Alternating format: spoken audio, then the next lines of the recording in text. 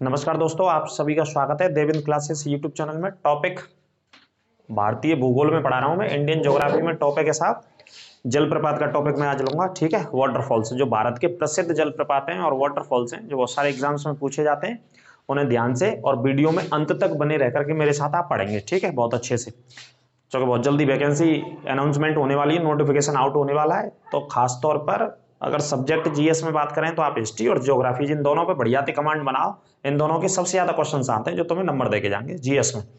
ठीक है, तो देखते हैं, जब मैंने लिख दे वैसे पढ़ा सकते जाए, लेकिन समय ज्यादा लगा तो क्लास में, इस वजह से जो ज्यादातर प्रीवियस पेपर्स में पूछे गए जलप्रपात हैं, वाटरफॉल्स हैं, वो सब आपके सामने बोर्ड पर मैं आपको बताता चलता हूँ, नोट करते चलिएगा, है ना। अगर वाटरफॉल्स आएंगे तो बेटा इनसे बाहर नहीं जाएंगे, और डिटेल में लिख रखे हैं मैंने, ये डिटेल में पढ़ा रखे हैं आपको, है ना। तो देखते हैं एक एक करके। तो देखिए, जलप्रपात की परिभाषा है, परिभाषा का वो आंतना है। जलप्रपात का मतलब क्या होता है? झरना होता है। जलप्रपात मतलब झरना, और झरना जैसे कोई नदी बह रही है, इस तरीके से नदी का पानी आ रहा है, तो नदी के रास्ते में जैसे कोई चट्टान आई, तो चट्टान से नदी का पानी इस तरीके से गिर रहा होता है। चट्टान से ऐसे नदी का पानी आ जाता है मुड़ करके, है ना।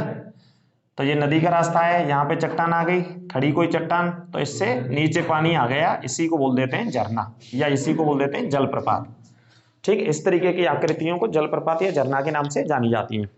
तो देखो, नदी का पानी, ये परिभाषा है छोटी सी, नदी का पानी किसी ऊंचे भाग से, ऊंचे भाग समझ गए, कोई चट्टान है, ऊंचे भाग से खड़े ढाल पर, जो खड़ा ढाल होता है, बिल्कुल सीधा सीधा ढाल होता है, पर्वत या पठार की ऐसी स्थिति पर गिरता है और अपना मार्ग बना लेता है, या अपना क्या बना लेता है? रास्ता बना लेता है। उसी को क्या बोलते हैं? जलप्रपात बोलते हैं या वाटरफॉल्स बोलते हैं।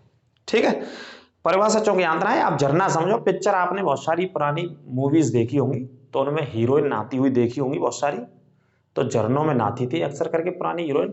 आजकल तालाबों में डुबकी लगा देते, नदी में डुबकी लगा देते, पहले झरनों में नहाया करती थी। ठीक है, तो झरना मतलब जलप्रपात, और जलप्रपात मतलब झरना, और इंग्लिश में बोलते हैं वाटरफॉल्स। अब देखो भैया, जोग जलप्रपात है भारत का सबसे ऊंचा जलप्रपात है, इसको गढ़सोप्पा भी बोलते हैं और गांधी जलप्रपात भी बोलते हैं। ये तीन तीन नाम है, तीनों नामों को छाप लेना। ठीक है, और सबसे ज्यादा पूछा गया प्रश्न है, क्योंकि सबसे ज्यादा ऊंचाई से गिरता है। भारत का सबसे ऊंचा जलप्रपात कौन सा है आपसे पूछा जाएगा। भारत का सबसे ऊंचा जलप्रपात है जोग, या इसी को क्या बोलते हैं? गढ़सोप्पा, या इसी को क्या बोलते हैं? गांधी जलप्रपात, महात्मा गांधी जी के नाम पर दे दिया। ये सब इसी के नाम है, तीनों तीनों नामों को नोट कर लेना ब्रैकेट में भाई साहब, आप कोई भी नाम आ सकता है, और यहां तक जो नाम आता है ये जोग वाला सबसे ज्यादा आता है। ठीक है, जोग जलप्रपात कौन सी नदी पर स्थित है? शरावती नदी पर यह स्थित है, और कर्नाटक के शिमोगा जिले में है। कर्नाटक के कौन से जिले में? शिमोगा में। लेकिन आप राज्य याद रखना, सिर्फ राज्य पूछा जाएगा आपसे। जोग जलप्रपात भारत के कौन से राज्य में स्थित है? कर्नाटक राज्य में, और डिस्ट्रिक्ट का नाम है शिमोगा।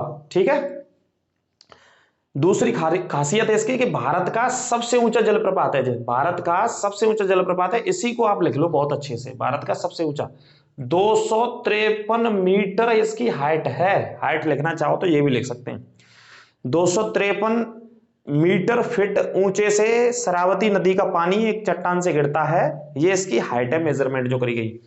और इसका पानी जो गिरता है ना, वो लगातार नीचे गिरता है, बीच में कहीं रुकता नहीं है। इस वजह से सबसे ऊंचा जलप्रपात भारत का माना जाता है। दो जलप्रपातों में बड़ी दिक्कत रहती है, एक कुंचिकल में और एक जोग में। दूसरा जलप्रपात हम बात करते हैं, कुंचिकल जलप्रपात या झरना पढ़ सकते हैं आप। कौन सी नदी पर है? बरहा नदी पर स्थित है, और कौन से राज्य में? कर्नाटक में, और ये भी शिमोगा जिले में ही स्थित है। कुंचिकल भी शिमोगा में है, और ये भी शिमोगा में। आप जिला भी याद रख सकते हैं, आप राज्य भी याद कर सकते हैं, आपको पूरी कंडीशंस बताई जा रही है। ठीक है, तो कर्नाटक राज्य याद रखिएगा। अच्छा, इसकी हाइट की बात करें तो इसकी हाइट है 455 मीटर। कुंचिकल झरने की हाइट कितनी हो गई? यहां से नदी का पानी गिर रहा है, कौन सी नदी का पानी? चट्टान से, बरहा नदी का पानी, तो 455 मीटर हाइट से गिर रहा है, और जोग का 253। तो ऊंचा तो ये होना चाहिए, लेकिन इसका क्या होता है, नदी का पानी बीच में रुक रुक कर, जैसे ये नदी का पानी गिर रहा है इस तरीके से, तो बीच में कोई चट्टान आ गई, यहाँ पे कोई चट्टान आ गई तो गिर गया, फिर रुक गया पानी, फिर नीचे रुक रहा है, फिर बीच में क्या आ गई? चट्टान आ गई, तो पानी यहां से चट्टानों से रुक रुक करके उसके बाद गिर रहा है नीचे, फिर तीसरी कोई चट्टान आ गई। तो एक साथ पानी ऊपर से नीचे नहीं आ रहा है, लेकिन इस वाले में एक साथ पानी ऊपर से नीचे आ रहा है। हाइट से कितनी हाइट से? 253 मीटर की हाइट से, जोग जलप्रपात की। ये 455 मीटर है, लेकिन पानी बीच बीच में रुक रहा है इसका। कौन सी नदी का पानी? बरहा नदी का, जो कुंचिकल झरना है। तो दोनों जलप्रपात कहाँ पे स्थित है? कर्नाटक राज्य में स्थित है। ठीक है, क्लियर हुआ होगा उम्मीद है, और नहीं कोई समस्या हो तो कमेंट बॉक्स के माध्यम से आप पूछ सकते हैं, उसमें आपको क्लियर कर दिया जाएगा। आगे बात करते हैं धुआंधार जलप्रपात। धुआंधार जलप्रपात कौन सी नदी पर? नर्मदा नदी पर। और तुमने तैयारी कैसी करनी है? धुआंधारी तैयारी करनी है, आने वाली भैया, आने वाली नहीं है, आ चुकी है, ये समझ लीजिए आप भर्ती उत्तर प्रदेश पुलिस की। बिल्कुल 120 दिन, 150 दिन है आपके पास। 150 दिन में जितना पढ़ना है उतना पढ़िए, शानदार तरीके से पढ़िए, जानदार तरीके से पढ़िए, रात और दिन एक कर दीजिए, सारी क्लासों को पढ़िए आप चैनल से, जितनी भी जीएस की और यूपी पुलिस को ध्यान में रख करके ही पढ़ाई गई है। हमारा जो चैनल समर्पित है वो यूपी पुलिस को समर्पित है खासतौर पर, और उत्तर प्रदेश के अंदर आने वाली सभी भर्तियों के लिए वनडे एग्जाम की। आप एसआई का एग्जाम दीजिए, आप किसी का भी एग्जाम दीजिए, जीएस भैया बाहर नहीं जाए, पेपर थे बिल्कुल कुल मिला के बात जी है। ठीक है, परमानेंट जब बात है नोट कर ली। कौन सी जगह? मध्य प्रदेश में स्थित है धुआंधार जलप्रपात। इस धुआंधार जलप्रपात को मध्य प्रदेश में क्या बोलते हैं? बेड़ाघाट भी बोलते हैं। कौन सा घाट? बेड़ाघाट कहते हैं। ठीक है, आगे बात करते हैं हुंडरू जलप्रपात। कौन सा जलप्रपात है? हुंडरू जलप्रपात स्वर्णरेखा नदी पर कौन से राज्य में स्थित है भैया? झारखंड में स्थित है। हुंडरू जलप्रपात झारखंड में स्वर्णरेखा नदी में स्थित है, और स्वर्णरेखा नदी जमशेदपुर शहर से होकर के बहती है, और जमशेदपुर को भारत का पिट्सबर्ग कहते हैं, क्योंकि स्टील का काम सबसे पहले वहीं से होना शुरू हुआ था, और भारत की सबसे बड़ी इंडस्ट्री भी वहीं पे स्टील की, इस्पात की। ठीक है, वैसे तो और बहुत सारी सेकंड पंचवर्षीय योजना में जो इस्पात के उद्योग है वो भारत के अलग अलग शहरों में लगाए गए, खासतौर पर पूर्वी भारत में अगर बात करें तो। ठीक है, आगे देखो, दूध सागर, पानी इसका दूध जैसा लगता है, इस वजह से नाम है इसका दूध सागर जलप्रपात। कौन सी नदी पर है? मांडवी नदी पर दूध सागर जलप्रपात है। कौन से राज्य में? गोवा राज्य में। मांडवी नदी गोवा राज्य, ज्वारी और मांडवी दोनों कौन से राज्य में बहती हैं? गोवा राज्य में बहती है। ठीक है, नोट करते चलो भैया, ये तुम्हें क्लास और ये सारी क्लास तुम्हें सफलता के स्तर पर ले जाएंगे, और बिल्कुल निःशुल्क कोर्स है जी आप सभी बच्चों के लिए। ठीक है, अगली बात करते हैं दुग्ध सागर। देखो, दूध अगर आ जाए तो मांडवी नदी गोवा आंसर आएगा, अगर दुग्ध आ जाए तो ये नर्मदा नदी पर है, ये अंतर है, नर्मदा मध्य प्रदेश में। ठीक है, आगे बात करते हैं कपिल धारा, ये भी नर्मदा नदी पर है, कहां पे? मध्य प्रदेश में कपिल धारा। नोट करते चलो, और 2 बार 3 बार 4 बार रट लेना, याद हो जाएंगे, और गारंटी है कि बेटा इससे बाहर नहीं जाएगा जलप्रपात। जितने भी मैंने लिखे हैं, पुराने पेपरों में पूछे गए सभी लिख दिए मैंने आपके लिए। ठीक है, और इससे ज्यादा डीप नहीं आया कहीं। गोकक जलप्रपात, ये मालप्रभा नदी पर कौन से राज्य में? कर्नाटक में। गोकक जलप्रपात मालप्रभा नदी पर कर्नाटक राज्य में स्थित है। चूलिया जलप्रपात चंबल नदी पर स्थित है, मध्य प्रदेश राजस्थान की सीमा पर। चुनासा जलप्रपात भी चंबल नदी पर स्थित है, ये दोनों सीमा पर है ना, एमपी प्लस राजस्थान, इसमें दोनों पढ़ सकते हैं आप, खासतौर पर एमपी में ज्यादातर हिस्सा है इसका।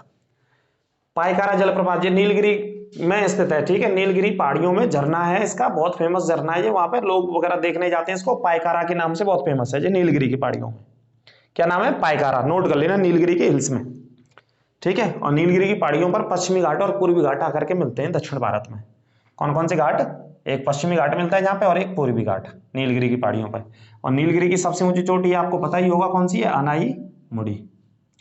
और दूसरी सबसे ऊंची चोटी है दोदा बेटा, ये नीलगिरी की है ना। और यहाँ एक जनजाति रहता है, जनजाति को नाम है टोडा जनजाति। कौन सी जनजाति रहता है? टोडा जनजाति। तो बहुत फेमस है नीलगिरी की पहाड़ियां दक्षिण भारत में। डूडूमा, कौन सा जलप्रपात है ये?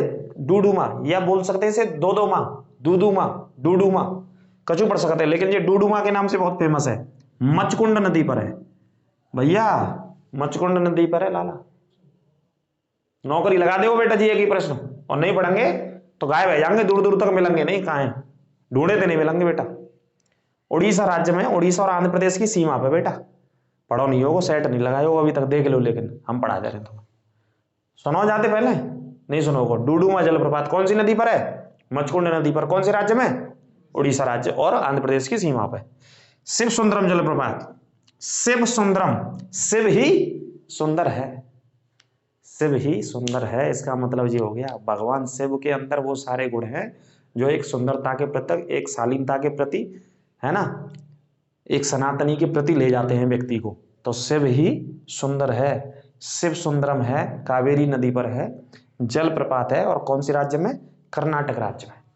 कौन से राज्य में? कर्नाटक राज्य में स्थित है ये। ठीक है, इसकी खासियत यह है कि वर्ष 1902 में सबसे पहले जल विद्युत परियोजना स्थापित करी गई। 1902 में सबसे पहली भारत की जल विद्युत परियोजना कहां स्थापित करी गई? शिव सुंदरम जलप्रपात। इसी से लाइट बनाई गई अंग्रेजी शासनकाल में सबसे पहले। ये प्रश्न बेटा सबसे ज्यादा आता है भैया, नोट कर लियो लाला जाए। हाँ, शिव सुंदरम जलप्रपात है 1902 में जल विद्युत के लिए। अगले की बात करते हैं, कर्नाटक राज्य में ही है चित्रकूट जलप्रपात। कौन सी नदी पर है? इंद्रावती नदी पर। और कौन से राज्य में स्थित है? छत्तीसगढ़ राज्य में स्थित है चित्रकूट जलप्रपात। कौन से राज्य में भाई साहब? छत्तीसगढ़ राज्य में स्थित है। छत्तीसगढ़ की गंगा किसे बोलते हैं? इंद्रावती नदी को। बस्तर की गंगा किसे बोलते हैं? इंद्रावती नदी को। जो छत्तीसगढ़ के कौन से हिस्से में बहती है? बस्तर नामक हिस्से में। और बस्तर बेटा काय का उत्पादन करता लाला? टिन को सबसे ज्यादा उत्पादन करता है। बरकाना जलप्रपात सीता नदी पर स्थित है कर्नाटक राज्य में। कौन सा जलप्रपात है बेटा? बरकाना जलप्रपात है। नोट कर लो बेटा, फटाफट नोट करो। बरकाना जलप्रपात सीता नदी पर कर्नाटक राज्य में स्थित है। और मीनमुट्टी जलप्रपात कल्लार नदी पर है। कौन से राज्य में? केरल में। और केरल के एक शहर का नाम क्या है? वायनाड। तो जो जलप्रपात मतलब झरना या इंग्लिश में वाटरफॉल्स कहते हैं, इन सभी को छाप लेना, नोट कर लेना। और नए बच्चे हों तो चैनल को ज्यादा से ज्यादा शेयर करें, ठीक है। सोशल मीडिया जितने प्लेटफॉर्म आप चलाते हैं वहां पे शेयर किया करो ज्यादा से ज्यादा बच्चों के साथ। और नए हैं तो सब्सक्राइब कर लेना, बेल आइकन दबाना ना भूलना। और इन्हें इस क्लास को 2 बार 3 बार 4 बार देखना।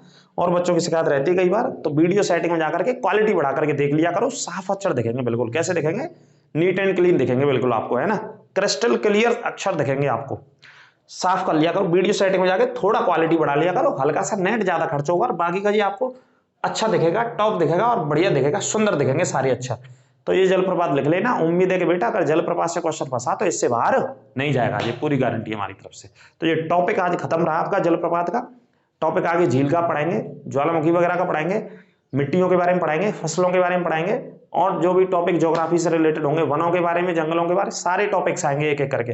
राष्ट्रीय उद्यानों के बारे में, राष्ट्रीय अभ्यारण्यों के बारे में, इन सारी चीजों के बारे में पढ़ाएंगे, ठीक है। तो चैनल को लेकिन सबसे ज्यादा शेयर सब्सक्राइब कीजिए, शेयर कीजिए अपने दोस्तों के साथ, मित्रों के साथ। अगली क्लास में फिर मिलेंगे। ये लगातार क्लास मिल रही है और बेटा बढ़ती जो समझ लीजिए आ गई है। आप कमर कस लो। सवारी अपने सामान की स्वयं सुरक्षा करेगी, इस बात को ध्यान रखना। सवारी जो होती है वो अपने सामान की स्वयं सुरक्षा करेगी कि नहीं करेगी? आप बस में सफर किए होंगे तो बसों में क्या लिखा रहता है सीट के ऊपर? भैया बस वाले की कोई जिम्मेदारी ना है, सवारी अपने सामान की स्वयं सुरक्षा करेगी। तो सवारी का मतलब आप जो व्यूअर्स हैं, हमारे सब्सक्राइबर्स हैं, जो आप लिख रहे हैं या पढ़ रहे हैं इस टॉपिक को, आपकी जिम्मेदारी है, आपकी नौकरी, आपकी जीवन, आपके भविष्य को बनाना।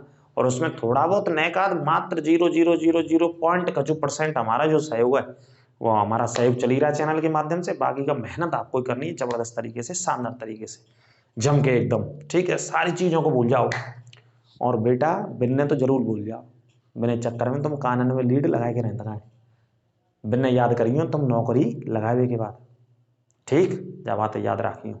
अगली क्लास में आपसे फिर मुलाकात करेंगे। तब तक के लिए मस्त रहिए, खुश रहिए, सुरक्षित रहिए और आर्टिकल 47 का पालन करते रहिए। नमस्कार।